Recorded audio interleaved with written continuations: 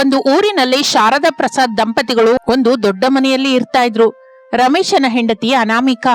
ಆಕೆ ಒಂದು ಸಾಧಾರಣ ಮಧ್ಯತರಗತಿ ಕುಟುಂಬದಿಂದ ಬಂದವಳು. ದುಡ್ಡಿಲ್ಲದಿದ್ದರೂ ಸಂಸ್ಕಾರ ಸಹನೆ ತುಂಬಾ ಇರುವ ಹುಡುಗಿ. ಸುರೇಶನ ಹೆಂಡತಿ ಅವನಿ, ಅರುಣನ ಹೆಂಡತಿ ಅಂಜಲಿ.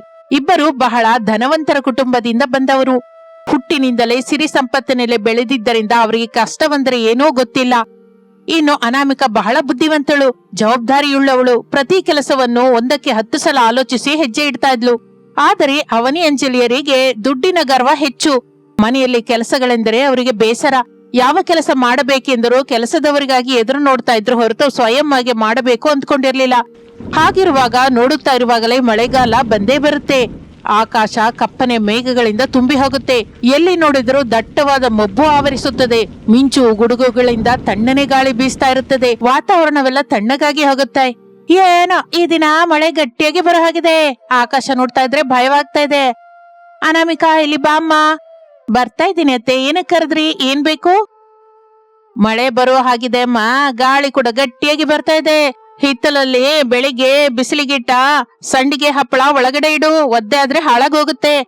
ಹಾಗೆ ಎಲ್ಲರ ಕೊಡೆಗಳು, ರೈನ್ ಕೋಟ್ ಎಲ್ಲ ಡ್ರಾಯರ್ ಇಂದ ಹೊರಗಡೆ ಇಡು. ಯಾರಾದ್ರೂ ಹೊರಗ್ ಹೋಗ್ಬೇಕಂದ್ರೆ ಹುಡುಕದ ಇರೋಕ್ಕಾಗತ್ತೆ. ಸರಿ ಅತ್ತೆ, ನಾನ್ ಹಾಗೆ ಮಾಡ್ತೀನಿ.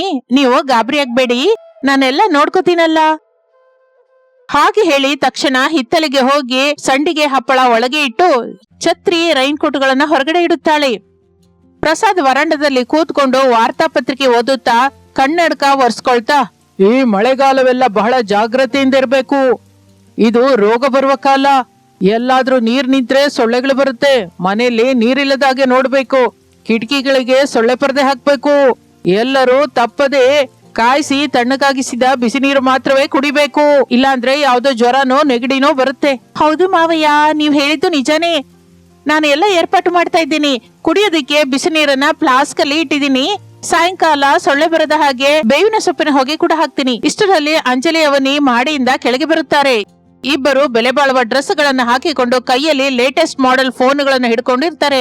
ಅವರಿಬ್ಬರಿಗೂ ಮನೆ ಕೆಲಸದ ಜೊತೆ ವಾತಾವರಣದ ಜೊತೆ ಆಗ್ಲಿ ಎಂತಹ ಸಂಬಂಧವೂ ಇಲ್ಲದ ಹಾಗೆ ನಡ್ಕೋತಾ ಇರ್ತಾರೆ. ಏನತ್ತೆ, ಮನೆಯೆಲ್ಲ ಏನೋ ವಿಚಿತ್ರ ವಾಸನೆ ಬರ್ತಾ ಇದೆ? ಅದೇ ನಲ್ಲಮ್ಮ, ಮಳೆ ಬರ್ತಾ ಇದೆ ಅಲ್ಲ. ಮೊದಲ ಮಳೆ ಹನಿಗಳು ನೆಲದ ಮೇಲೆ ಬೀಳುತ್ತಲೇ ಗಮ್ಮನ್ನುವ ವಾಸನೆ ಅದು. ಹಳ್ಳಿಗಳವರಿಗೆ ಆ ವಾಸನೆ ಅಂದ್ರೆ ಎಷ್ಟೋ ಇಷ್ಟ. ಹಬ್ಬ, ಈ ಮಳೆ ಒಂದು ಯಾವಾಗ್ಲೂ ಬೀಳ್ತಾನೆ ಇರುತ್ತೆ. ಹೊರಗಡೆ ಹೋಗೋದಕ್ಕೆ, ಶಾಪಿಂಗ್ ಮಾಡೋದಕ್ಕೆ ಕೂಡ ಆಗಲ್ಲ. ನನಗೆ ಮನೆಯಲ್ಲಿದ್ದು ಇದು ಬಹಳ ಬೋರ್ ಆಗ್ತಾ ಇದೆ.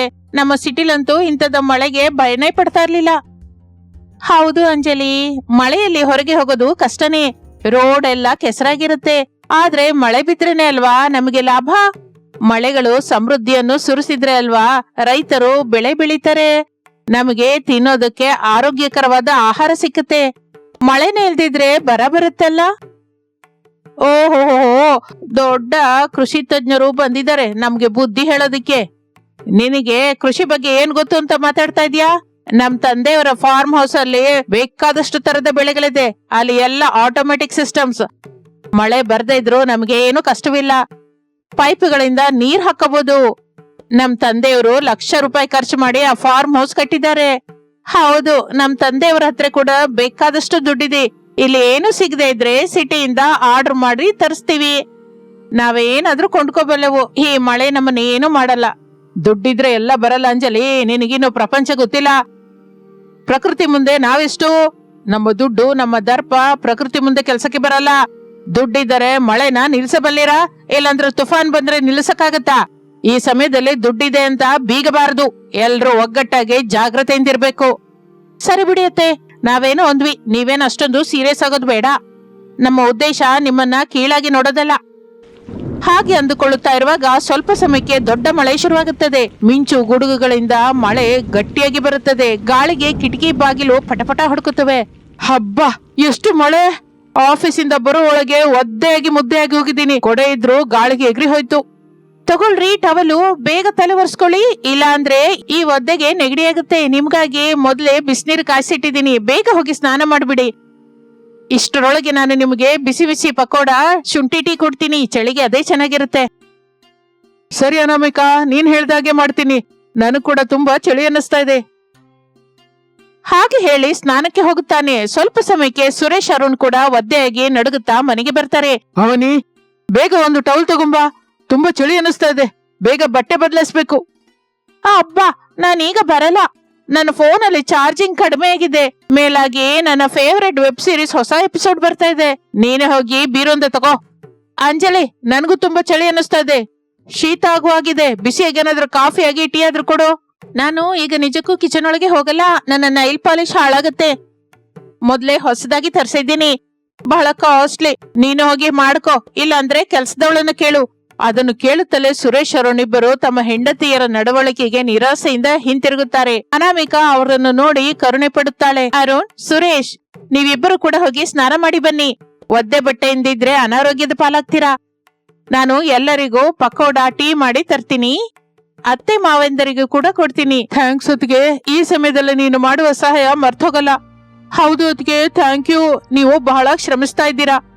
ಹಾಗೆಂದು ಎಲ್ಲರೂ ಸ್ನಾನ ಮಾಡಿಕೊಂಡು ಬರುತ್ತಾರೆ. ಹಾಲಲ್ಲಿ ಎಲ್ಲರೂ ಕುತ್ಕೋತಾರೆ. ಅನಾಮಿಕಾ ಬಿಸಿ ಬಿಸಿ ಈರುಳ್ಳಿ ಪಕೋಡ, ಶುಂಠಿ ಟೀ ಎಲ್ಲರಿಗೂ ಸರ್ವ್ ಮಾಡುತ್ತಾಳೆ. ಚೆನ್ನಾಗಿ ಮಾಡಿದ್ಯಮ್ಮ ಅನಾಮಿಕಾ, ಈ ಚಳಿಗೆ ಈ ಮಳೆಗೂ ನಿನ್ನ ಪಕೋಡ ಟೀ ಸಖತ್ತಾಗಿದೆ. ಪ್ರಾಣ ಎದ್ದು ಬಂದ ಆಯ್ತು ಅನ್ಕೋ. ಹೌದಮ್ಮ, ಕೈಗೆ ಬಂದ ಸಸ್ಯರು ಅಂದ್ರೆ ಮನೆ ಎಷ್ಟು ಚೆನ್ನಾಗಿರುತ್ತೋ. ನೀನು ಬರೋದು ನಮ್ಮ ಅದೃಷ್ಟ. ಆ ಸಮಯದಲ್ಲಿ ಅವನಿ ಅಂಜಲಿ ಇಬ್ಬರು ಪಕೋಡ ತಿಂತ ಕೂಡ ಅನಾಮಿಕಳನ್ನು ವಿಮರ್ಶಿಸುತ್ತಾರೆ. ಅವರಿಗೆ ಅನಾಮಿಕಳಿಗೆ ಸಿಗ್ತಾ ಇರುವ ಪ್ರಶಂಸೆ ಹಿಡಿಸ್ತಾ ಇರಲಿಲ್ಲ. ಏನೋ ಈ ಪಕೋಡಗಳಲ್ಲಿ ಉಪ್ಪು ಸ್ವಲ್ಪ ಹೆಚ್ಚಾಗಿರೋ ಹಾಗಿದೆ, ಹಿಟ್ಟು ಕೂಡ ಸರಿಯಾಗಿ ಕಲ್ಸಿಲ್ಲ. ನಮ್ಮ ಮನೇಲಿ ನಮ್ಮ ಅಡಿಗೆಯವರು ತುಂಬಾ ಚೆನ್ನಾಗಿ ಮಾಡ್ತಾರೆ, ಅವರು ಅಡಿಗೆ ತಿಂದ್ರೆ ಬೆರಳು ನೆಕ್ಕೊಳ್ಳಬೇಕು. ಹೌದು, ಟೀ ಕೂಡ ತುಂಬಾ ಸಿಹಿಯಾಗಿದೆ. ನನಗೆ ಶುಗರ್ ಲೆಸ್ ಟೀ ಅಭ್ಯಾಸ, ಇಂತಹ ಟೀ ಕುಡಿದ್ರೆ ನನ್ನ ಡಯಟ್ ಹಾಳಾಗಿ ಹೋಗುತ್ತೆ. ಸರಿ ಬಿಡಿ, ನಾಳೆಯಿಂದ ನಿಮ್ಮ ಇಷ್ಟದ ಪ್ರಕಾರನೇ ಮಾಡ್ತೀನಿ. ನಿಮಗೆ ಎಂತಹ ಟೀ ಬೇಕು ಅಂದ್ರೆ ಅಂತದ್ದೇ ಟೀ ಕೇಳ್ಕೊಂಡ್ ಮಾಡಿಸ್ಕೊಳ್ಳಿ. ಹಾಗೆ ಕೆಲವು ದಿನಗಳು ಕಳೆಯುತ್ತದೆ. ಮಳೆ ಇನ್ನು ಬೀಳ್ತಾನೆ ಇರುತ್ತದೆ. ಊರಿನಲ್ಲೇ ಪಕ್ಕದಲ್ಲೇ ಇರುವ ಕೆರೆ ತುಂಬಿ ರೋಡುಗಳೆಲ್ಲ ಜಲಮಯವಾಗುತ್ತದೆ. ಎಲ್ಲಿಗೂ ಹೋಗೋದಕ್ಕೆ ಆಗ್ತಾನೆ ಇರಲಿಲ್ಲ. ಊರೆಲ್ಲ ನೀರಿನಿಂದ ತುಂಬಿ ಹೋಗುತ್ತೆ. ಆ ದಿನ ರಾತ್ರಿ ದೊಡ್ಡ ಗಾಳಿ ಮಳೆ ಬಂದಿದ್ದರಿಂದ ಕರೆಂಟ್ ಕಂಬಗಳು ಬಿದ್ದು ಹೋಗಿ ಪವರ್ ಕಟ್ ಆಗುತ್ತದೆ. ಮನೆಯೆಲ್ಲ ಕಾಡು ಕಗ್ಗತ್ತಲಾಗಿರುತ್ತದೆ. ಏನತ್ತೆ ಊರು, ಚಿಕ್ಕ ಮಳೆ ಬಂದ್ರೆ ಸಾಕು, ಕರೆಂಟ್ ಕೂಡ ಇರೋದಿಲ್ಲ. ನಮ್ಮ ಸಿಟಿಲಂತೂ ಎಲ್ಲರ ಗ್ರೌಂಡ್ ಕೇಬಲ್ಸ್ 24 ಗಂಟೆ ಕರೆಂಟ್ ಇರುತ್ತೆ. ನನಗೆ ಬಹಳ ಉಬ್ಬಸ ಅನ್ಸುತ್ತಾ ಇದೆ, ಎಸಿ ಇಲ್ದೆ ಮಲಗಲಾರೆ. ಹೌದು, ಎಸಿ ಇಲ್ದಿದ್ರೆ 1 ನಿಮಿಷ ಕೂಡ ಇರಲಾರೆ ನಾನು. ನನಗ್ ನಿಜಕ್ಕೂ ಉಸಿರೇ ಆಡ್ತಾ ಇಲ್ಲ. ಜನರೇಟರ್ ಆನ್ ಮಾಡಿ ಮಾವಯ್ಯ, ನಮ್ಮ ಮನೇಲಿ ಯಾವಾಗ್ಲೂ ಜನರೇಟರ್ ಆನ್ ಅಲ್ಲೇ ಇರುತ್ತೆ. ಜನರೇಟರ್ ಅಲ್ಲಿ ಡೀಸೆಲ್ ಆಗಿ ಹೋಗಿದೆ ಅಮ್ಮ, ಅದು ಮಧ್ಯಾಹ್ನವೇ ಆಗಿ ಹೋಯ್ತು. ಊರಲ್ಲಿ ಹೋಗಿ ತರೋದಕ್ಕೆ ದಾರಿ ಇಲ್ವಲ್ಲ, ಎಲ್ಲ ನೀರ್ ತುಂಬಿ ಹೋಗಿದೆ. ಕರೆಂಟ್ ಯಾವಾಗ ಬರುತ್ತೋ ನಮಗ್ ಗೊತ್ತಿಲ್ಲ. ಅಂದ್ರೆ ಹೇಗಿರ್ಬೇಕು, ಈ ಕತ್ತಲೆಯಲ್ಲಿ ಸೊಳ್ಳೆಗಳ ಮಧ್ಯೆ ನಾನಿರಲಾರೆ. ಯಾರಿಗಾದ್ರೂ ಫೋನ್ ಮಾಡಿ ಡೀಸೆಲ್ ತರಿಸಬಹುದಲ್ಲ. ದುಃಖ ಪಡಬೇಡಿ, ನಾನು ಕೆಲವು ಮೊಂಬತ್ತಿ ಲಾಂತ್ರಗಳನ್ನ ಸಿದ್ಧ ಮಾಡಿ ಇಟ್ಟಿದ್ದೀನಿ. ನಾನು ಮೊಂಬತ್ತಿ ಬೆಳಗಿಸ್ತೀನಿ. ಹಾಗೆ ಹಳೆಯ ಮನೆಯ ಬಾನಿಯಲ್ಲಿ ಕೆಲವು ಬೇವಿನ ಸೊಪ್ಪನ್ನು ಸುಟ್ಟು ಹೊಗೆ ಹಾಕ್ತೀನಿ. ಆ ಹೊಗೆಗೆ ಸೊಳ್ಳೆಗಳು ಬರೋದಿಲ್ಲ. ಹಳ್ಳಿಗಳಲ್ಲಿ ಪವರ್ ಹೋದಾಗ ಹೀಗೆ ಮಾಡ್ತಾರೆ. ಆಗ ಅನಾಮಿಕಾ ಹೇಳಿದ ಹಾಗೆ ಲಾಂತ್ರಗಳನ್ನು ಬೆಳಗಿಸಿ ಬೇವಿನ ಸೊಪ್ಪನ್ನು ಸುಟ್ಟು ಹೊಗೆ ಹಾಕಿದ್ದರಿಂದ ಮನೆಯಲ್ಲಿ ಬೆಳಕು ಬರುತ್ತದೆ, ಸೊಳ್ಳೆಗಳ ಕಾಟ ತಪ್ಪುತ್ತದೆ. ಎಲ್ರೂ ಲಾಂತ್ರದ ಬೆಳಕಲ್ಲಿ ವರಾಂಡದಲ್ಲಿ ಕೂತಿರ್ತಾರೆ. ವಾತಾವರಣ ಸ್ವಲ್ಪ ಸುಧಾರಿಸುತ್ತದೆ. ನೋಡಿದ್ರ, ದುಡ್ಡಿದ್ರೆ ಸರಿ ಹೋಗುತ್ತಾ? ಕಷ್ಟ ಕಾಲದಲ್ಲಿ ಸಮಯ ಸ್ಫೂರ್ತಿಯಾಗಿ ಆಲೋಚಿಸೋದು ಕೂಡ ತಿಳ್ಕೊಬೇಕಲ್ಲ. ನಿಮ್ಮ ಸಿಟಿ ಬುದ್ಧಿವಂತಿಗೆ ಇಲ್ಲಿ ಕೆಲ್ಸಕ್ ಬರಲ್ಲ. ಅನಾಮಿಕೆ ಎಷ್ಟು ಚೆನ್ನಾಗಿ ಆಲೋಚಿಸಿದ್ದಾಳೆ ನೋಡಿದ್ರಲ್ಲ. ಅವಳು ಇಲ್ದೇ ಇದ್ರೆ ಈ ರಾತ್ರಿ ಸೊಳ್ಳೆ ಕಡಿತದಿಂದ ಕಷ್ಟ ಪಡ್ತಾ ಇದ್ವಿ. ಹೌದತ್ತೆ, ಅಕ್ಕ ಚೆನ್ನಾಗಿ ಆಲೋಚಿಸಿದ್ಲು. ನಾವು ಇಲ್ಲಿ ಸಿಕ್ಕಾಕೊಂಡ್ವಿ. ಈಗ ನಮ್ ದುಡ್ಡು ಏನು ಮಾಡಲಾಗದೆ ಹೋಯ್ತು. ಇಷ್ಟರಲ್ಲಿ ಸುರೇಶನ್ಗೆ ತುಂಬಾ ಜ್ವರ ಬರುತ್ತದೆ. ಚಳಿಗೆ ನಡುಗ್ತಾ ಇರ್ತಾನೆ. ಮುಖ ಕೆಂಪಾಗಿ ಕಂದಿ ಹೋಗುತ್ತದೆ. ಏನಾಯ್ತು ಸುರೇಶ್, ಯಾಕಷ್ಟೆಲ್ಲ ನಡುಗ್ತಾ ಇದೀಯಾ? ಅಯ್ಯೋ, ಮೈ ಸುಡ್ತಾ ಇದೆಯೋ? ನಂಗೆ ತುಂಬಾ ಜ್ವರ ಬಂದಾಗಿದೆ ಅವನಿ, ಸಹಿಸಲಾರ್ದ ಚಳಿ ಅನ್ನಿಸ್ತಾ ಇದೆ, ತಲೆ ಸಿಡಿತಾ ಇರೋ ಹಾಗಿದೆ. ಅಯ್ಯೋ, ಈಗ ಹೇಗೆ? ಡಾಕ್ಟರ್ ಹತ್ರ ಹೋಗೋದಕ್ಕೆ ದಾರಿ ಕೂಡ ಇಲ್ವಲ್ಲ, ಕರೆಂಟ್ ಇಲ್ಲ, ಫೋನ್ ಸಿಗ್ನಲ್ಸ್ ಕೂಡ ಇಲ್ಲ. ನನಗ್ ತುಂಬಾ ಭಯವಾಗ್ತಾ ಇದೆ. ಅಂಜಲಿ, ನೀನು ನಿಮ್ ತಂದೆಗೆ ಫೋನ್ ಮಾಡು, ಕನಿಷ್ಠ ಡಾಕ್ಟರ್ನಾದ್ರೂ ಕಳ್ಸೋನು. ಸಿಗ್ನಲ್ ನಿಜಕ್ಕೂ ಬರ್ತಾನೆ ಇಲ್ಲ. ನಾನು 10 ಸಲದ ಮೇಲೆ ಟ್ರೈ ಮಾಡಿದೆ. ನನ್ನ ಫೋನಲ್ಲಿ ಚಾರ್ಜಿಂಗ್ ಕೂಡ ಆಗಿ ಹೋಗಿದೆ. ಗಾಬರಿ ಆಗ್ಬೇಡ ಅವನಿ, ಅಳಬೇಡ, ನಾನ್ ನೋಡ್ತೀನಲ್ಲ. ಜ್ವರ ಬಹಳ ಹೆಚ್ಚಾಗಿದೆ. 100 ದಾಟಿದ ಹಾಗಿದೆ, ತಕ್ಷಣ ಇಳಿಸಬೇಕು, ಇಲ್ಲದಿದ್ರೆ ಪ್ರಮಾದ ಎಂದು ಹೇಳಿ ಅನಾಮಿಕಾ ತಕ್ಷಣ ಅಡಿಗೆ ಮನೆಗೆ ಹೋಗಿ ತಾನು ಮನೆಯಲ್ಲಿ ಬೆಳೆಸ್ತಾ ಇರುವ ಕೆಲವು ಆಯುರ್ವೇದ ಗಿಡಗಳಿಂದ ಸೊಪ್ಪನ್ನು ತಂದು ಶುಂಠಿ, ಮೆಣಸು, ತುಳಸಿ ಎಲೆಗಳನ್ನ ಹಾಕಿ ಕಷಾಯ ಮಾಡುತ್ತಾಳೆ. ಸುರೇಶನ್ಗೆ ಸ್ವಲ್ಪ ಸ್ವಲ್ಪ ಕುಡಿಸುತ್ತಾಳೆ. ಹಾಗೆ ತಣ್ಣನೆ ನೀರಿನಿಂದ ಒದ್ದೆ ಮಾಡಿದ ಒದ್ದೆ ಬಟ್ಟೆಯಿಂದ ಹಣೆ ಮೇಲೆ ಒರೆಸ್ತಾ ಇರ್ತಾಳೆ. ಜ್ವರ ಕಡಿಮೆಯಾಗುವವರೆಗೂ ಹಾಗೆ ಮಾಡುತ್ತಾಳೆ. ಸುರೇಶ್, ಈ ಕಷಾಯ ಕುಡಿದ್ಬಿಡಿ, ಇದು ನಮ್ಮ ಅಜ್ಜಿ ಕಾಲದ ವೈದ್ಯ. ಜ್ವರ, ಶೀತ ತಕ್ಷಣ ಕಡಿಮೆ ಆಗುತ್ತೆ. ಥ್ಯಾಂಕ್ಸ್ ಅತ್ತಿಗೆ, ನಿಮ್ಮ ಋಣ ಹೇಗೆ ತೀರಿಸಬೇಕೋ ನಂಗೆ ಅರ್ಥವಾಗ್ತಾ ಇಲ್ಲ. ಹಾಗೆ ಅಂದುಕೊಳ್ಳುತ್ತಾ ಇರುವಾಗಲೇ ರಾತ್ರಿ ಆಗುತ್ತದೆ. ಬೆಳಿಗ್ಗೆ ಆಗೋ ಹೊತ್ತಿಗೆ ಮಳೆ ಕಡಿಮೆ ಆಗುತ್ತದೆ. ಸುರೇಶನಿಗೆ ಕೂಡ ಜ್ವರ ಸ್ವಲ್ಪ ಕಡಿಮೆ ಆಗುತ್ತದೆ. ಅವನು ನಿದ್ರೆಯಿಂದೆದ್ದು ಕುತ್ಕೋತಾನೆ. ಬದುಕಿದೆಯಾ ಜೀವವೇ? ಜ್ವರ ಕಡಿಮೆ ಆಯ್ತು. ಥ್ಯಾಂಕ್ಸ್ ಅಕ್ಕ, ನೀನಿಲ್ದೇ ಇದ್ದಿದ್ರೆ ಏನಾಗ್ತಾ ಇದ್ವು? ನಾನು ಬಹಳ ಭಯ ಬಿದ್ದೆ. ನನ್ನ ದುಡ್ಡಿದ್ದರೂ ಕೂಡ ಏನು ಮಾಡಲಾರದೆ ಹೋದೆ. ಪರವಾಗಿಲ್ಲ ಅವನಿ, ಇದರಲ್ಲಿ ಥ್ಯಾಂಕ್ಸ್ ಹೇಳಬೇಕಾದ ಅಗತ್ಯವಿಲ್ಲ. ನಾವು ಒಂದೇ ಕುಟುಂಬ, ಒಬ್ಬರಿಗೊಬ್ರು ಸಹಾಯ ಮಾಡ್ಕೋಬೇಕು. ನಮ್ಮ ಮಧ್ಯ ದುಡ್ಡು ಅಡ್ಡಕ್ಕೆ ಬರಬಾರ್ದು. ಈ ವಿಷಯದಿಂದ ಅವನಿ ಅಂಜಲಿಯರಿಗೆ ಕಣ್ಣು ರೆಪ್ಪೆ ತೆಗೆಯುತ್ತದೆ. ದುಡ್ಡು ಒಂದೇ ಇದ್ರೆ ಸರಿ ಹೋಗಲ್ಲ. ಕಷ್ಟ ಕಾಲದಲ್ಲಿ ಮನುಷ್ಯರು ಅವರ ಬುದ್ಧಿವಂತಿಕೆ ಸಹಾಯ ಮಾಡುವ ಗುಣ ಎಷ್ಟು ಮುಖ್ಯವೋ ಅವರಿಗೆ ಅನುಭವ ಪೂರ್ವಕವಾಗಿ ಅರ್ಥವಾಗುತ್ತದೆ. ಅವರಲ್ಲಿರುವ ಅಹಂಕಾರ ತೊಲಗಿ ಹೋಗುತ್ತದೆ. ಅಕ್ಕ, ನನ್ನನ್ನು ಕ್ಷಮಿಸು. ನಾನು ಬಹಳ ಸಲ ಮಾತಿನಿಂದಲೇ ಅವಮಾನಿಸಿದೆ. ನನ್ನ ದುಡ್ಡಿನ ಗರ್ವದಿಂದ ಬೀಗದೆ ನಿನ್ನನ್ನು ಕೆಳ್ಳಾಗಿ ಮಾತಾಡದೆ. ಆದ್ರೆ ನೀನು ಮಾತ್ರ ನನಗೆ ಕಷ್ಟ ಬಂದಾಗ ಮುಂದಿದ್ದು ಸಹಾಯ ಮಾಡಿದೆ. ನಿನ್ನ ದೊಡ್ಡತನ ಈಗ ತಿಳಿತು. ಹೌದಕ್ಕ, ನೀನು ಬಹಳ ಒಳ್ಳೆಯವಳು. ನಿನ್ನಿಂದ ನಾವು ತುಂಬಾ ಕಲ್ತ್ಕೋಬೇಕು. ಇನ್ಮೇಲಿಂದ ನಾವು ಕೂಡ ನಿನ್ ಹಾಗೆ ಆಗ್ಲಿಕ್ಕೆ ಪ್ರಯತ್ನಿಸ್ತೀವಿ. ನಮ್ಮನ್ನು ಕ್ಷಮಿಸು. ಅದರಲ್ಲಿ ನನ್ನ ದೊಡ್ಡತನ ಏನಿದೆ? ತಪ್ಪು ತಿಳ್ಕೊಳ್ಳೋದು ದೊಡ್ಡ ವಿಷಯ. ನೀವು ಬದಲಾಗಿದ್ದೀರಾ, ಅದು ಸಾಕು ನಂಗೆ. ಅದೇ ಸಂತೋಷ. ಇನ್ನು ಮೇಲಿಂದ ನಾವೆಲ್ಲ ಒಟ್ಟಾಗಿರ್ಬೇಕು. ನೋಡಿದ್ರಾ ನನ್ನ ಸೊಸೆಯವರು ಎಷ್ಟು ಬದಲಾಗಿ ಹೋಗಿದ್ದಾರೋ? ಅನಾಮಿಕಾ, ನೀನು ನಿಜವಾಗಿ ನಮ್ಮ ಮನೆಗೆ ಮಹಾಲಕ್ಷ್ಮಿ ಅಮ್ಮ. ನಿನ್ನ ಸಹನೆ, ಪ್ರೇಮ ನಮ್ಮ ಕುಟುಂಬವನ್ನು ಒಂದು ಮಾಡಿದೆ. ಹೌದಮ್ಮ, ನೀನು ನಮ್ಮ ಮನೆಗೆ ಬರೋದು ನಮ್ಮ ಅದೃಷ್ಟ. ನಿನ್ನಂತಹ ಸೊಸೆ ಸಿಗೋದು ನಮ್ಮ ಪೂರ್ವ ಜನ್ಮದ ಸುಕೃತ. ಹಾಗೆ ಆಗಿನಿಂದ ಅವನಿ, ಅಂಜಲಿ ಇಬ್ಬರು ಅನಾಮಿಕಳ ಜೊತೆ ಸೇರಿ ಇರುತ್ತಾರೆ. ಮನೆ ಕೆಲಸದಲ್ಲಿ ಕೂಡ ತಮ್ಮಿಂದಾದ ಸಹಾಯ ಮಾಡಲಿಕ್ಕೆ ಶುರು ಮಾಡುತ್ತಾರೆ. ದುಡ್ಡಿನ ಗರ್ವವನ್ನು ಬಿಟ್ಟು ಎಲ್ಲರ ಜೊತೆ ಪ್ರೇಮದಿಂದ, ಗೌರವದಿಂದ ಇರೋದು ಕಲ್ತುಕೊತಾರೆ. ಮಳೆಗಾಲ ಹೊರಟು ಹೋದರೂ ಅವರಲ್ಲಿ ಬಂದ ಬದಲಾವಣೆ ಮಾತ್ರ ಶಾಶ್ವತವಾಗಿದ್ದು ಬಿಡುತ್ತದೆ. ಆ ಮನೆಯಲ್ಲಿ ಯಾವಾಗಲೂ ನಗು, ಆನಂದ ಬೆಳಗುತ್ತಾನೆ ಇರುತ್ತದೆ. ಒಂದು ಚಿಕ್ಕ ಕಷ್ಟ ಆ ಕುಟುಂಬವನ್ನು ಮತ್ತಷ್ಟು ಹತ್ತಿರ ಮಾಡುತ್ತದೆ. ಇದು ಇಂದಿನ ಕತೆ. ಮತ್ತೊಂದು ಆಸಕ್ತಿಕರ ಕತೆ ಜೊತೆ ಮತ್ತೆ ಸೇರೋಣ. ಅಲ್ಲಿಯವರೆಗೂ ವಿರಾಮ. ನಮಸ್ತೆ. ಪ್ರಸಾದ್ ಅವರ ಮನೆಯಲ್ಲಿ ಯಾವಾಗಲೂ ಏನೋ ಒಂದು ಹಡಾಹುಡಿ ಇರುತ್ತದೆ. ಅದಕ್ಕೆ ಕಾರಣ ಆ ಮನೆಯ 3 ಸೊಸೆಯರ ಅಭಿರುಚಿಗಳು. ಒಂದು ದಿನ ಮಧ್ಯಾಹ್ನ ಅತ್ತೆ ಶಾರದಾ ಹಾಲಲ್ಲಿ ಕೂತ್ಕೊಂಡಿರುವಾಗ ಅಡಿಗೆ ಮನೆಯಲ್ಲಿ 3 ಅರಗಿತ್ತಿರ ನಡುವೆ ದೊಡ್ಡ ಚರ್ಚೆ ನಡೀತಾ ಇರುತ್ತೆ. ಏನೇ ಅವನಿ, ಅಂಜಲಿ, ಈ ದಿನ ಹೇಗಾದ್ರೂ ನಾವು ನಮ್ಮ ಚಾಕ್ಲೇಟ್ ಪಾನಿಪುರಿ ತಿನ್ಲೇಬೇಕು. ನನಗಂತೂ ಆ ಎಣ್ಣೆಯಲ್ಲಿ ಚೆನ್ನಾಗಿ ಕರಿದ ಗುಂಡನೆ ಪುರಿನ ಬಾಯಲ್ಲಿ ಹಾಕೊಂಡು ಬರ್ತಾ ಇರುವ ಶಬ್ದನ ಕೇಳ್ಬೇಕು ಅಂತಿದ್ಯೆ. ಆ ಪುರಿ ಕರ್ಕರ ಅಂತ ಇದ್ರೆ ನಂಗೆ ನಿಜಕ್ಕೂ ನಿದ್ರೇನೆ ಬರಲ್ಲ. ಅಬ್ಬೇ, ಬರೀ ಪೂರಿ ತಿಂದ್ರೆ ಏನ್ ಲಾಭ ಅಕ್ಕ? ನಿಜಕ್ಕೂ ಆ ಪೂರಿ ಒಳಗಡೆ ಇರುವ ದಟ್ಟವಾದ ಡಾರ್ಕ್ ಚಾಕ್ಲೇಟ್ ಸಿರಪ್ ಹಾಕಿ ಮೇಲೆ ವೈಟ್ ಚಾಕ್ಲೇಟ್ ಚೂರನ್ನ ಹಾಕೊಂಡು ತಿಂದ್ರೆ ಬರುವ ಸ್ವರ್ಗ ನಿಂಗೇನ್ ಗೊತ್ತು? ನನ್ಗಂತೂ ಆ ಚಾಕ್ಲೇಟ್ ನೆನೆಸ್ಕೊಂಡ್ರೇನೆ ಬಾಯಲ್ಲಿ ಜೊಲ್ ಸುರಿಯುತ್ತೆ. ಈ ದಿನ ಚಾಕ್ಲೇಟ್ ಇಲ್ದಿದ್ರೆ ನಾನು ಅಡಿಗೆ ಮಾಡಲ್ಲ. ನೀವಿಬ್ರು ಬಾಯಿ ಮುಚ್ತೀರಾ? ಆ ಕಡೆ ಸಿಹಿನೂ ಇಲ್ಲ, ಈ ಕಡೆ ಸಪ್ಪೆನೂ ಇಲ್ಲ. ನಿಜವಾಗಿ ಪಾನಿಪುರಿ ಅಂದ್ರೆ ಆ ಪಾನಿನೇ ಅಲ್ವಾ ಮುಖ್ಯ? ಘಾಟವಾದ ಪುದೀನ, ಕೊತ್ತಂಬರಿ, ನಿಂಬೆ ರಸ, ಕಪ್ಪುಪ್ಪು ಹಾಕಿದ ಆ ಹಸಿ ಪಾನಿಯನ್ನ ಪೂರಿಯೊಳಗೆ ತುಂಬಿ ಬಾಯಿಯೊಳಗೆ ಹಾಕೊಂಡ್ರೆ ಮೂಗಿನಿಂದ ನೀರ್ ಬರ್ಬೇಕು. ಅದು ನಿಜವಾದ ಮಜಾ. ನನಗೆ ಆ ಘಾಟದ ಪಾನಿ ಮಾತ್ರನೇ ಬೇಕು. ಮತ್ತೆ ಈಗ ಹೇಗೋ ಹೇಳಿ, ಅತ್ತೆಯವರೇನೋ ಹೊರಗಡೆ ತಿನ್ನೋದಕ್ಕೆ ಬಿಡೋದಿಲ್ಲ. ಚಾಕ್ಲೇಟ್ ಪಾನಿಪುರಿ ಅಂತ ಹೇಳಿದ್ರೆ ಅಪಚಾರವೇನು ಅಂತಾರೆ, ಬಾಯಿ ಹಾಳು ಮಾಡ್ಕೋತಾರೆ. ಮತ್ತೆ ಒಂದು ಕೆಲಸ ಮಾಡೋಣ, ನಾವು 3 ಗಂಡಂದ್ರಿನ ಬೇಡ್ಕೊಂಡು ಆ ಚಾಕ್ಲೇಟ್ ಪಾನಿಪುರಿ ಹತ್ರ ಪಾರ್ಸಲ್ ತರ್ಸೋಣ. ಯಾರಿಗೆ ಇಷ್ಟ ಬಂದ ಭಾಗ ಅವ್ರು ತಿನ್ನೋಣ. ಅನಾಮಿಕಾ ಅಕ್ಕ, ನೀನು ಪೂರಿ ತಿನ್ನೋ. ಅಂಜಲಿ, ನೀನು ಪಾನಿ ಕುಡಿದ್ಬಿಡು, ನಾನು ಚಾಕ್ಲೇಟ್ ನೆಕ್ತೀನಿ. ಚೆನ್ನಾಗಿ ಪ್ಲಾನ್ ಮಾಡ್ದೇವನಿ. ಆದ್ರೆ ನಮ್ಮ 3 ಗಂಡಂದ್ರು ಆ ಅತ್ತೆಯರ ಕಳ್ಳ ನೋಟನ ತಾಟ್ಕೊಂಡು ಹೇಗೆ ತಗೊಂಡ್ಬರ್ತಾರೆ ಅಂತೀಯಾ? ಅಲ್ಲೇ ದೊಡ್ಡ ಸಮಸ್ಯೆ ಇದೆ. ಆ ಸಮಯದಲ್ಲಿ ಹಾಲ್ ನಲ್ಲಿ ಪ್ರಸಾದ್, ಶಾರದಾ ಕೂತ್ಕೊಂಡು ಮಾತಾಡ್ತಾ ಇರ್ತಾರೆ. ಪ್ರಸಾದನಿಗೆ ಸ್ವಲ್ಪ ಕಿವುಡು. ಶಾರದಂಗೆ ಪ್ರತಿ ವಿಷಯದಲ್ಲೂ ಅನುಮಾನ ಹೆಚ್ಚು. ಅಡುಗೆ ಮನೆ ಕಡೆಯಿಂದ ಬರ್ತಾ ಇರುವ ಗುಸಗುಸುವನ್ನು ಶಾರದಾ ಗಮನಿಸುತ್ತಾಳೆ. ಏನು ಅಂದ್ರೆ, ಕೇಳ್ತಾ ಇದ್ದೀರಾ? ಅಡುಗೆ ಮನೆಯಲ್ಲಿ 3 ಸೊಸೆಯರು ಸೇರಿ ಏನೋ ಪ್ಲಾನ್ ಹಾಕ್ತಾ ಇದ್ದಾರೆ. ಈ ಮಧ್ಯ ಇವರ ನಡವಳಿಕೆ ಚೆನ್ನಾಗಿಲ್ಲ. ರಾತ್ರಿ ಕೂಡ ಏನೋ ಚಾಕ್ಲೇಟ್ ಗೊಂಬೆ ಕನಸಿಗೆ ಬರ್ತಾ ಇದೆ ಅಂತ ಎರಡನೇ ಸೊಸೆ ಅವನಿ ಒಂದೇ ಸಮನೆ ಗಲಾಟೆ ಮಾಡ್ತಾ ಇದ್ದಾಳೆ. ಏನು ತೋಟದಲ್ಲಿ ಹಾಗಲಕಾಯಿ ಕೊಯ್ತಾ ಇದ್ದಾರಾ? ಸರಿ ಬಿಡು, ಸಾಯಂಕಾಲ ಹುಳಿ ಮಾಡೋ ಅನ್ನು ನಂಗೆ ತುಂಬಾ ಇಷ್ಟ. ಹಾಗಲಕಾಯಿ ಅಲ್ಲ, ನುಗ್ಗೆಕಾಯಿ. ನಿನ್ ಕಿವಿ ಸೇದ್ ಹೋಗ. ನಾನ್ ಹೇಳ್ತಾ ಇದ್ರೆ ಇನ್ನೇನೋ ಕೇಳ್ತೀಯ? ಆ ಸೊಸೆ ಮೂವರು ಸೇರಿ ನಮ್ಮ ಮಕ್ಕಳನ್ನ ಏನೋ ದಾರಿ ಬದಲಿಸ್ತಾ ಇದ್ದಾರೆ. ಅಷ್ಟರಲ್ಲಿ ಮೂರು ಮಕ್ಕಳು ರಮೇಶ್, ಸುರೇಶ್, ಅರುಣ್ ಹಾಲ್ಗೆ ಬರ್ತಾರೆ. ಅವರನ್ನು ನೋಡುತ್ತಲೇ ಮೂವರು ಸೊಸೆಯರು ಅಡುಗೆ ಮನೆಯಿಂದ ಸನ್ನೆ ಮಾಡಲು ಪ್ರಾರಂಭಿಸುತ್ತಾರೆ. ಅನಾಮಿಕಾ ರಮೇಶನಿಗೆ ಪೂರಿ ಹಾಗೆ ಕೈಯನ್ನು ತಿರುಗಿಸಿ ತೋರಿಸ್ತಾಳೆ. ಅವನಿ ಸುರೇಶನಿಗೆ ಚಾಕ್ಲೇಟ್ ತಿಂತಾರ ಹಾಗೆ ನಾಲ್ಗೆ ತೆಗೆದು ತೋರಿಸ್ತಾಳೆ.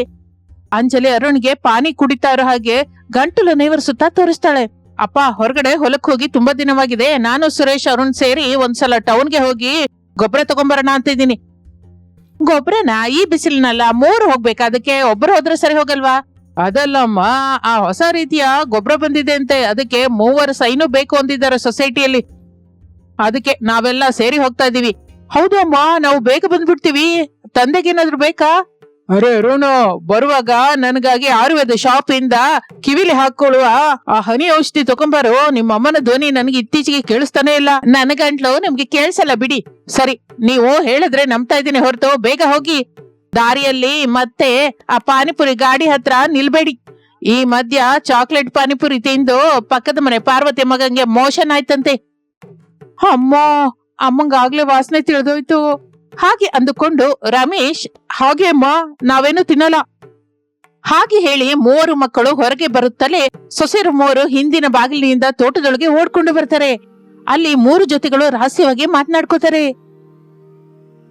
ಏನು ಅಂದ್ರೆ ರಮೇಶ್, ನೀವು ಟೌನ್ಗೆ ಹೋಗ್ತಿದ್ದೀರಲ್ಲ, ಖಚಿತವಾಗಿ ಆ ಚಾಕ್ಲೇಟ್ ಪಾನಿಪುರಿ ಪಾರ್ಸೆಲ್ ತಗೊಂಡ್ಬರ್ಬೇಕು. ನನಗಾಗಿ ಅಂತ ಹೇಳಿ ಗಾಡಿಯವನಿಗೆ ಪೂರ್ತಿಗೆ ಕರಕರ ಅನ್ನುವ ಪಾನಿಪುರಿನ ಹಾಕಿ ಕೊಡಿ. ಮೆತ್ತಗಿದ್ರೆ ನಾನ್ ನಿಜಕ್ಕೂ ಒಪ್ಕೊಳ್ಳಲ್ಲ. ಏನವ್ನಿ, ನಿನ್ ಕೂಡ ಅದೇ ಬೇಕಾ? ನನ್ ವಿಷಯ ನಿಮಗ್ ಗೊತ್ತಲ್ಲ ಸುರೇಶ್, ಆ ಪೂರಿಯೊಳಗೆ ಚಾಕ್ಲೇಟ್ ಸಿರಪ್ ಹೆಚ್ಚು ಹಾಕು ಅಂತ ಹೇಳಿ. ಆದ್ರೆ ಆ ಚಾಕ್ಲೇಟ್ ಸೀಸೆ ಕೂಡ ತಗೊಂಬನ್ನಿ. ನನ್ಗಂತೂ ಚಾಕ್ಲೇಟ್ ಸ್ಮೆಲ್ ಬಂದ್ರೇನೆ ಪ್ರಾಣ ಎದ್ದು ಬರುತ್ತೆ. ಅರುಣ್, ನನಗಾಗಿ ಪಾನಿ ಇದೆ ನೋಡು, ಅದನ್ನ ಸ್ಪೆಷಲ್ ಆಗಿ ಘಾಟಾಗಿ ಮಾಡ್ಸು. ನಿಜಕ್ಕೂ ಆ ನೀರಿನಲ್ಲಿ ಪುದೀನ ಹೆಚ್ಚಾಗಿ ಹಾಕ್ಸು. ನಾನು 1 ಹನಿ ಕೂಡ ಬಿಡದೆ ಕುಡಿಬೇಕು. ಮತ್ತೆ ಅಮ್ಮೋ, ಅಮ್ಮನ ಕಣ್ಣಿಗೆ ಬಿದ್ರೆ ನಾವೆಲ್ಲ ಚರ್ಮ ಸುಲಿತಾಳೆ. ಆದ್ರೂ ನಿಮ್ಗಾಗಿ ಸಾಹಸ ಮಾಡೋದು ತಪ್ಪಲ್ಲ. ಸರಿ ಬಿಡು, ಪ್ಲಾನ್ ಪ್ರಕಾರ ನಾನು ಪೂರಿ ಹಿಡ್ಕೋತೀನಿ. ಸುರೇಶ್ ಚಾಕ್ಲೇಟ್ ಸೀಸನ ಜೇಬಲ್ಲಿ ಬಚ್ಚಿಕೋತಾನೆ. ಅರುಣ್ ಪಾನಿ ಪ್ಯಾಕೆಟ್ ನ ತನ್ನ ಬೈಕ್ ಸೀಟ್ ಕೆಳಗೆ ಇಡ್ತಾನೆ. ಯಾರಿಗೂ ಅನುಮಾನ ಬರಲ್ಲ. Perfect idea. ಬನ್ನಿ ತಮ್ಮಂದ್ರೆ, ಇನ್ನು ಅಮ್ಮ ಬಂದ್ಬಿಡ್ತಾಳೆ. ಹಾಗೆ 3 ಸೋದರರು ಟೌನ್ಗೆ ಹೊರಡುತ್ತಾರೆ. ಇನ್ನು ಶಾರದಾ ಮನೆಯೊಳಗೆ ಅಡ್ಗೆ ಮನೆಯೊಳಗೆ ಹೋಗ್ತಾಳೆ. ಸೊಸೆಯರು 3 ಗಾಬರಿಯಿಂದ ಸಾಮಾನು ತುಳಿತಾ ಇರೋ ಹಾಗೆ ನಟಿಸುತ್ತಾರೆ. ಏನೇ ಅನಾಮಿಕಾ, ಈ ದಿನ ಏನೋ ವಿಚಿತ್ರ ವಾಸನೆ ಬರ್ತಾ ಇದೆ ಮನೆಯಲ್ಲಿ. ಆ ರೂಮಿನ ಮೂಲೆಯಲ್ಲಿ ಏನ್ ಬಚ್ಚಿಟ್ಟಿದ್ದೀರಾ? ಏನಿಲ್ಲ ಅತ್ತೆ, ಅದು ಕೇವಲ ತೋಟದಲ್ಲಿ ಬೆಳೆದ ಗುಲಾಬಿ ಹೂಗಳ ವಾಸನೆ. ಗುಲಾಬಿ ಹೂಗಳ ವಾಸನೆನಾ? ಅದು ಚಾಕ್ಲೇಟ್ ಆಗಿ ಬರ್ತಾ ಇದೆ. ಏನಕ್ಕೆ? ಏನೋ ನಿಮ್ಮ ಪದ್ಧತಿ ನನಗೇನು ಇಷ್ಟ ಇಲ್ಲ. ನಾನು ಪೂಜೆ ಮಾಡ್ತಾ ಇದ್ರೆ ನೀವು ಅಲ್ಲಿ ಗುಸಗುಸ ಆಡ್ತಾ ಇದ್ದೀರಾ. ಸರಿ ಬಿಡು, ನಾನು ಸ್ವಲ್ಪ ಹೊತ್ತು ಮಲ್ಕೋತೀನಿ. ನನ್ನನ್ನ ಡಿಸ್ಟರ್ಬ್ ಮಾಡ್ಬೇಡಿ. ಹಾಗೆ ಅತ್ತೆ, ನೀವು ಹಾಯಾಗಿ ಮಲ್ಕೊಳ್ಳಿ. ಮಾವಂಗಿ ಕೂಡ ಸ್ವಲ್ಪ ವಿಶ್ರಾಂತಿ ಅಗತ್ಯವಲ್ಲ. ಏನೇ ಶಾರದಾ, ನನ್ನ ಹನಿ ಔಷಧಿನ ಬೇಗ ತಗೊಂಬ ಅಂತ ಹೇಳಿ ಮಕ್ಕಳ ಹತ್ರ. ಇಲ್ಲ ಅಂದ್ರೆ ನನ್ ಕಿವಿನಲ್ಲಿ ಯಾವ್ದೋ ಜರಿ ಹೋದ ಹಾಗಿದೆ. ಜರಿ ಅಲ್ಲ, ನಿಮ್ ತಲೆಲಿರೋ ಹುಚ್ಚು. ಹೋಗಿ ಮಲ್ಕೊಳ್ಳಿ. ಇನ್ನು ಶಾರದಾ ಪ್ರಸಾದ್ ಇಬ್ಬರು ಮಲಗುವ ರೂಮಿನೊಳಗೆ ಹೋಗುತ್ತಲೇ ಸೊಸೆಯರು 3 ಮುಖದಲ್ಲಿಯೂ ಆನಂದ ಬೆಳಗುತ್ತದೆ. ಇನ್ನು ಅವರ ಎದುರು ನೋಟ ಶುರುವಾಗುತ್ತದೆ. ಗಂಟೆ ಕಳೆಯುತ್ತಾ ಇರುತ್ತದೆ. ಕಡೆಗೆ ಸಾಯಂಕಾಲ 4 ಗಂಟೆಗೆ ಬೈಕ್ ಶಬ್ದ ಕೇಳಿಸುತ್ತೆ. ಮಕ್ಕಳು 3 ಕಳ್ಳರ ಹಾಗೆ ಮನೆಯೊಳಗೆ ಕಾಲಿಡುತ್ತಾರೆ. ತಂದ್ರ ತಗೋ, ಕರ್ಕರ ಅನ್ನೋ ಪೂರಿ. ದಾರಿನಲ್ಲಿ 1 ಪೂರಿ ಕೂಡ ಒಡೆಯದ ಹಾಗೆ ಪ್ರಾಣಕ್ಕಿಂತ ಜಾಗ್ರತೆಗೆ ತಗೊಂಡ್ಬಂದಿದ್ದೀನಿ. ಮತ್ತೆ ನನ್ನ ಚಾಕ್ಲೇಟ್ ಅಲ್ಲಿ ಸುರೇಶ್, ತಗೋ, ಲಂಡನ್ ಇಂದ ಬಂದ ಟಾರ್ಕ್ ಚಾಕ್ಲೇಟ್ ಸಿರಪ್ ನನ್ನ ಎದೆಲಿ ಬಚ್ಚಿಟ್ಕೊಂಡು ತಂದಿದ್ದೀನಿ. ಅರುಣ್, ನನಗ್ ಪ್ರಾಣವಾದ ಪಾನಿಯಲ್ಲೇ ತಗೋ, ಘಾಟಾದ ಪುದೀನ ಪಾನಿ. ದಾರಿನಲ್ಲಿ ಗಾಡಿ ಸ್ಪೀಡ್ ಬ್ರೇಕರ್ ಮೇಲೆ ಹೋಗ್ತಾ ಇದ್ರೆ ಎಲ್ಲಿ ಒಡೆದೋಗುತ್ತೋ ಅಂತ ನನ್ನ ಜೇಬೆಲ್ಲ ಒದ್ದಾಯ್ತು ಗೊತ್ತಾ. ಆದ್ರೂ ಸರಿ, ನಿನಗಾಗಿ ತಂದಿದ್ದೀನಿ. ಸೂಪರ್. ಇನ್ನು ತಡವೇನಕ್ಕೆ? ಅಡಿಗೆ ಮನೆಯೊಳಗೆ ಪ್ಲೇಟ್ ಜೋಡಿಸ್ಕೊಳ್ಳೋಣ. ಹಾಗೆ ಅನ್ನತ 3 ಸೊಸೆಯರು ಮಕ್ಕಳು ಅಡಿಗೆ ಮನೆಯೊಳಗೆ ಸೇರಿ ಆ ಚಾಕ್ಲೇಟ್ ಪಾನಿಪುರಿ ತಯಾರಿ ಪ್ರಾರಂಭಿಸುತ್ತಾರೆ. ಟೇಬಲ್ ಮೇಲೆ ಸಾಮಾನುಗಳನ್ನು ಜೋಡಿಸುತ್ತಾರೆ. ನೋಡಿದ್ರ ಎಷ್ಟು ಗಟ್ಟಿಯಾಗಿದೆಯೋ ಪೂರಿ. ಶಬ್ದ ನೋಡು, ಟಕ್. ನನಗೆ ಕೇವಲ ಪೂರಿ ಮಾತ್ರನೇ ಇದ್ರೆ ಸಾಕು. ನಿಲ್ಸೋಕ, ಅದರಲ್ಲಿ ಚಾಕ್ಲೇಟ್ ಸಿರಪ್ ಆಗ್ಬೇಕಲ್ಲ. ಹಾಗನಂತ ಸೀಸ ತೆಗೆದುಕೊಂಡು ಪೂರಿ ತುಂಬಾ ಕಪ್ಪನೆ ಚಾಕ್ಲೇಟ್ ಸಿರಪ್ ಸುರಿಯುತ್ತಾಳೆ. ಅಬ್ಬಾ, ಆ ಸ್ಮೆಲ್ ನೋಡು, ನನಗಂತೂ ಎಲ್ಲ ಚಾಕ್ಲೇಟ್ ಸೀಸ ಕುಡಿಬೇಕು ಅನಿಸ್ತಾ ಇದೆ. ಈಗ ನನ್ನ ಸರದಿ. ಹಾಗೆ ಎಂದು ಪಾನಿ ಕವರನ್ನ ಕತ್ತರಿಸಿ ಪೂರಿಯೊಳಗಿರುವ ಚಾಕ್ಲೇಟ್ ಜೊತೆ ಹಸಿರಾದ ಘಾಟಾದ ಪಾನಿಪುರಿಯನ್ನು ತುಂಬಿಸುತ್ತಾಳೆ. ಆಹಾ, ಸಿಹಿ ಚಾಕ್ಲೇಟ್, ಖಾರವಾದ ಪಾನಿ, ನಿಜಕ್ಕೂ ಅದ್ಭುತ. ಸರಿ, ಹಾಗಾದ್ರೆ ಈಗ ಯಾರು ಯಾವ ಭಾಗ ತಿನ್ಬೇಕು ಮೊದ್ಲೇ ಅಂದ್ಕೊಂಡಿದೀವಲ್ಲ. ನನಗೆ ಪೂರ್ತಿಯಾಗಿ ಚೂರುಗಳು ಬೇಕು. ನನಗೆ ಒಳಗಿರುವ ಚಾಕ್ಲೇಟ್ ಸಿರಪ್ ಬೇಕು. ನನಗೆ ಪಾನಿ ಕುಡಿಬೇಕು ಅನ್ನಿಸ್ತಾ ಇದೆ. ಅರೆ ಸುರೇಶ್, ಅರುಣ್, ಇವರ ವಿಚಿತ್ರ ಕೋರಿಕೆ ನೋಡ್ತಾ ಇದ್ರೆ ನನ್ಗೆ ಹುಚ್ಚಾಗುತ್ತೋ. ಪಾನಿಪುರಿನ ಹೀಗೆ ಬಿಡಿ ಭಾಗವಾಗಿ ತಿನ್ನುವ ವಿಚಿತ್ರ ಮನುಷ್ಯರನ್ನ ನಾನೆಲ್ಲೂ ನೋಡಿಲ್ಲ. ಹೌದು ಅಣ್ಣಯ್ಯ, ಪಾನಿಪುರಿ ಅಂದ್ರೆ ಎಲ್ಲ ಸರಿ ಬಾಳಗ್ ಹಾಕೋಬೇಕಲ್ಲ. ಇವ್ರೇನು ಒಬ್ರು ಪೂರಿ, ಒಬ್ರು ಚಾಕ್ಲೇಟು, ಒಬ್ರು ಪಾನಿ ಅಂತ ಇದ್ದಾರೆ. ಹೋಗ್ಲಿ ಬಿಡು ಅಣ್ಣಯ್ಯ, ನಮ್ಮ ಪ್ರಶಾಂತತೆಗಾಗಿ ಅವರಿಗೆ ಇಷ್ಟ ಬಂದದ್ದನ್ನು ತಿನ್ನೋಕ್ ಬಿಡೋಣ. ಹಾಗೆ ಅಂದುಕೊಳ್ಳುತ್ತಾ ಇರುವಾಗ ಅನಾಮಿಕಾ ಪೂರಿಯನ್ನು ಮೆಲ್ಲಗೆ ಕುರಿದು ಆ ಕ್ರಂಚ್ ಅನ್ನ ಆಸ್ವಾದಿಸುತ್ತಾಳೆ. ಅವನಿ ಚಾಕ್ಲೇಟ್ ಸಿರಪ್ ಸ್ಪೂನ್ ಅಲ್ಲಿ ತಿಂತಾಳೆ. ಅಂಜಲಿ ಗ್ಲಾಸ್ಗೆ ಪಾನಿ ಸುರ್ಕೊಂಡು ಗಟಗಟ ಕುಡಿಯುತ್ತಾಳೆ. ಎಲ್ಲರೂ ಆನಂದದಲ್ಲಿ ಮುಳುಗಿ ತೇಲುತ್ತಾ ಇರುವಾಗ ಹಠಾತ್ತಾಗಿ ಅಡುಗೆ ಮನೆ ಬಾಗಿಲು ತೆಗೆಯುತ್ತದೆ. ಶಾರದಾ ಒಳಗಡೆಗೆ ಕಾಲಿಡುತ್ತಾಳೆ. ಆಕೆ ಹಿಂದೆ ಪ್ರಸಾದ್ ಕೂಡ ಬರ್ತಾನೆ. ಕತ್ತೆ ಬಡವ್ರ, ಏನ್ ನಡೀತಿದ್ಯೋ ಅಲ್ಲಿ? ಆ ಟೇಬಲ್ ಮೇಲೆ ಇರುವ ಕಪ್ಪರಿ ಪದಾರ್ಥ ಏನು? ಆ ಹಸು ಬಣ್ಣದ ದ್ರವವೇನು? ಅಮ್ಮ, ಅತ್ತೆ ಬಂದ್ಬಿಟ್ರು. ಅದು ಅದು ಅತ್ತೆ, ನಾವು ಅಡಿಗೆ ಮನೆಯನ್ನ ಕ್ಲೀನ್ ಮಾಡ್ತಾ ಇದ್ವಿ. ಕ್ಲೀನ್ ಮಾಡ್ತಾ ಇದ್ದೀರಾ? ಬಾಯೆಲ್ಲ ಕಪ್ಪಗೆ ಮಾಡ್ಕೊಂಡು ಕ್ಲೀನ್ ಮಾಡ್ತಾ ಇದ್ದೀರಾ? ರಮೇಶ್, ನೀನೇನು ಆ ಕೈಯಲ್ಲಿ ಪೂರಿ ಹಿಡ್ಕೊಂಡಿದ್ಯಾ? ನೀವೆಲ್ಲ ಸೇರಿ ನನ್ನನ್ನು ಮೋಸ ಮಾಡ್ತಾ ಇದ್ದೀರಾ? ಏನು ಆ ಟೇಬಲ್ ಮೇಲಿರೋದು ಹೆಂಡದ ಬಾಟ್ಲಿನ? ಏನು ನನ್ ಮಕ್ಕಳು ಆಗ್ಲೇ ಹೆಂಡ ಕುಡಿಯೋದು ಅಭ್ಯಾಸ ಮಾಡ್ಕೊಂಡ್ರ?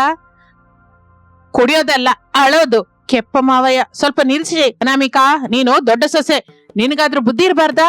ಏನಿದೆಲ್ಲ? ಕ್ಷಮಿಸ್ಬಿಡಿ ಅತ್ತೆ, ನಮಗೆ ತುಂಬಾ ದಿನದಿಂದ ಈ ಚಾಕ್ಲೇಟ್ ಪಾನಿಪುರಿ ತಿನ್ಬೇಕು ಅಂತ ಇತ್ತು. ಆದ್ರೆ ನೀವಂದ್ರೆ ಭಯದಿಂದ ಹೀಗೆ ಕಳ್ಳತನದಿಂದ ತರ್ಸಿದ್ವಿ. ಹೌದು ಅತ್ತೆ, ಆದ್ರೂ ನಾವೆಲ್ಲ ಪಾನಿಪುರಿ ತಿಂದಿಲ್ಲ. ಅನಾಮಿಕಾ ಅಕ್ಕ ಕೇವಲ ಪುರಿಯೇ ತಿಂತಾಳೆ. ಅವನಿ ಚಾಕ್ಲೇಟ್ ಮಾತ್ರವೇ ತಿಂತಾಳೆ. ನಾನು ಕೇವಲ ಪಾನಿ ಮಾತ್ರವೇ ಕುಡಿತೀನಿ. ಅವರವರ ಭಾಗ ಅವರದ್ದು. ಏನೋ ಪಾನಿಪುರಿ ಕೂಡ ವಿಭಜಿಸಿ ತಿಂತೀರಾ?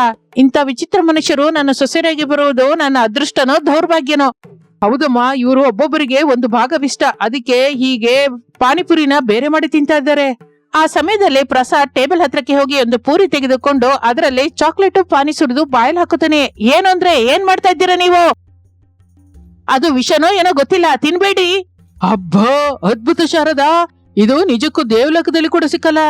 ಕರಕರ ಅನ್ನುವ ಪೂರಿ, ಸಿಹಿಯಾದ ಚಾಕ್ಲೇಟು, ಘಾಟಾದ ಪಾನಿ. ಅಬ್ಬಾ, ನನ್ನ ಕಿವಿಲ್ ಏನೋ ಹೊಸ ರಾಗ ಕೇಳಿಸ್ತಾ ಇದ್ದ ಹಾಗಿದೆ. ನನ್ನ ಕಿವಿಡು ಕೂಡ ಕಡಿಮೆ ಆಗಿದೆ ಶಾರದಾ. ನೋಡಿದ್ಯಾ ಅಮ್ಮ, ಅಪ್ಪಂಗೆ ಹಿಡಿಸಿದೆ. ಅವರ ಕಿವಿ ಕೂಡ ಕೇಳಿಸ್ತಾ ಇದೆ ಅಂತೆ. ನಿಜವಾಗಿನಾ? ಅಷ್ಟು ಚೆನ್ನಾಗಿದ್ಯಾ ಅದು? ತಗೊಳ್ಳಿ ಅತ್ತೆ, ನಿಮ್ಗಾಗಿ ಸ್ಪೆಷಲ್ ಆಗಿ ಡಾರ್ಕ್ ಚಾಕ್ಲೇಟ್ ಇಂದ ತಯಾರು ಮಾಡಿದ್ದೀನಿ, ಒಂದು ಸಲ ತಿಂದು ನೋಡಿ. ಆಗ ಶಾರದಾ ಆ ಪೂರಿ ತಿನ್ನುವಾಗಲೇ ಆಕೆ ಮುಖದಲ್ಲಿ ಕೋಪ ಮಾಯವಾಗಿ ಒಂದು ವಿಚಿತ್ರವಾದ ಆನಂದ ಬೆಳಗುತ್ತದೆ. ಆಕೆ ಕಣ್ಣು ಮುಚ್ಚಿಕೊಂಡು ಆ ರುಚಿಯನ್ನ ಆಸ್ವಾದಿಸುತ್ತಾಳೆ. ಅರೆ ರಮೇಶು, ನಿಜವಾಗಿ ಚಾಕ್ಲೇಟ್ ಪಾನಿಪುರಿ ತುಂಬಾ ಚೆನ್ನಾಗಿದೆ ಕಣೋ. ಆದ್ರೆ ನೀವೀಗ ಕಳ್ಳರ ಹಾಗೆ ಬಚ್ಕೊಂಡು ತಿನ್ನೋದು ನನ್ಗಿಷ್ಟವಿಲ್ಲ. ನನ್ನ ಕೇಳಿದ್ರೆ ನಾನೇ ಸ್ವಯಂ ಆಗಿ ಮನೇಲಿ ಮಾಡ್ಕೊಡ್ತಾ ಇದ್ದೆಲ್ಲ. ನಿಜವಾಗಿನ ಅತ್ತೆ, ನೀವು ಕೋಪ ಮಾಡ್ಕೋತೀರಾ ಅಂತ ನಾವು ಬಹಳ ಭಯಪಟ್ವೆ. ಕೋಪ ಮಾಡ್ಕೊಳ್ಳೋದೇನಕ್ಕೆ? ನಿಮ್ಮ ಮೂವರು ರುಚಿನೂ ವಿಚಿತ್ರವಾಗಿದ್ರು ಹೀಗೆ ಕಲಿತು ಬೆರೆತು ತಿನ್ನೋದು ನನಗೆ ಇಷ್ಟವಾಗಿದೆ. ಅನಾಮಿಕಂಗೆ ಪೂರಿ, ಅವನಿಗೆ ಚಾಕ್ಲೇಟು, ಅಂಜಲಿಗೆ ಪಾನಿ. ನಿಮ್ಮ ಮೂವರು ಒಗ್ಗಟ್ಟೆ ಈ ಚಾಕ್ಲೇಟ್ ಪಾನಿಪುರಿ ರುಚಿನ ಹೆಚ್ಚಿಸಿದೆ. ಶಾರದಾ, ನಂಗೆ ಇನ್ನೊಂದೆರಡು ಪೂರಿ ಕೊಡು ಅಂತ ಹೇಳಿ ನಿನ್ ಸೊಸೆಯರ್ಗೆ. ನನಗೆ ಕಿವಿ ಸರಿಯಾಗಿ ಕೇಳಿಸ್ಬೇಕು ಅಂದ್ರೆ ಈ ದಿನವೆಲ್ಲ ಇದೇ ತಿನ್ಬೇಕು ಏನೋ? ಸಾಕು ಬಿಡಿ, ಸಾಕು. ಕಿವಿ ಕೇಳಿಸ್ತಾ ಇದೆ ಅಲ್ಲ, ಇನ್ನು ಆಸೆ ಪಡಬೇಡಿ. ನಾಳೆಯಿಂದ ನಮ್ಮ ಮನೆಯಲ್ಲಿ ದಿನವೂ ಸಾಯಂಕಾಲ ಈ ವಾರಗಿತ್ಯರ ಚಾಕ್ಲೇಟ್ ಪಾನಿಪುರಿನೇ ಮಾಡ್ಲೇಬೇಕು. ಹಾಗೆ ಆ ದಿನದಿಂದ ಆ ಊರಿನಲ್ಲೇ ಪ್ರಸಾದ್ ಶಾರದರ ಮನೆಯಲ್ಲಿ ಪ್ರತಿ ಸಾಯಂಕಾಲ ಚಾಕ್ಲೇಟ್ ಪಾನಿಪುರಿ ಪರಿಮಳಗಳು ಹರಡುವುದು ಪ್ರಾರಂಭವಾಗುತ್ತದೆ. ಮೂವರು ಸೊಸೆಯರು ತಮಗೆ ಇಷ್ಟ ಬಂದ ಭಾಗವನ್ನು ಹಂಚಿಕೊಂಡು ಸಂತೋಷದಿಂದ ಜೀವಿಸುತ್ತಾರೆ. ಚಾಕ್ಲೇಟ್ ಪಾನಿಪುರಿ ಆ ಕೂಡು ಕುಟುಂಬಕ್ಕೆ ಮತ್ತಷ್ಟು ಐಕ್ಯತೆಯನ್ನು, ಮಧುರವಾದ ನಗುವನ್ನು ಕೊಡುತ್ತದೆ. ಇದು ಇಂದಿನ ಕಥೆ. ಮತ್ತೊಂದು ಆಸಕ್ತಿಕರ ಕಥೆ ಜೊತೆ ಮತ್ತೆ ಸೇರೋಣ. Thank you for watching.